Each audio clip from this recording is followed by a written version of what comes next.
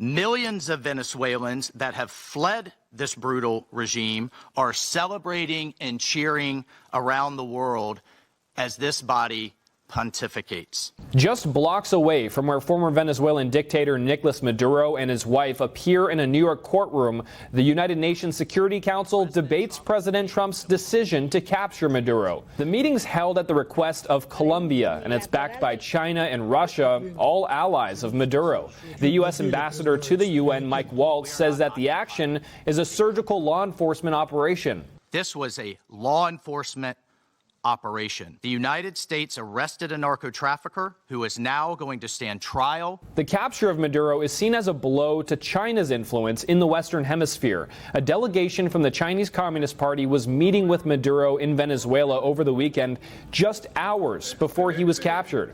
Venezuela was a forward operating base for China, Russia, Iran, and the rest of what we call the China axis. China has worked to establish its influence in Latin America by lending money to build infrastructure projects and persuading those countries to cut ties with Taiwan. And it's been successful in doing so over the last 20 years, with several countries like Colombia, Costa Rica, and Panama jumping on board. In Panama, a CCP-linked company was leasing the main entry and exit points of the Panama Canal for a while, putting China in a position to cut off nearly half of U.S. trade. Venezuela, meanwhile, has deepened its relations with the CCP ever since going back to dictator Hugo Chavez.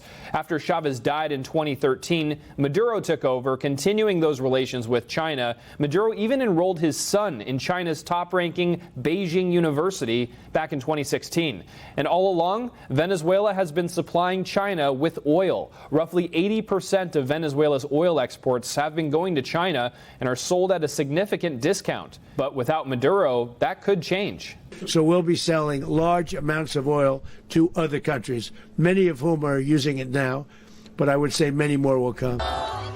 For now, Venezuelan residents are cheering in the streets, celebrating the news that Maduro will face justice. Reporting by Jack Bradley, NTD News.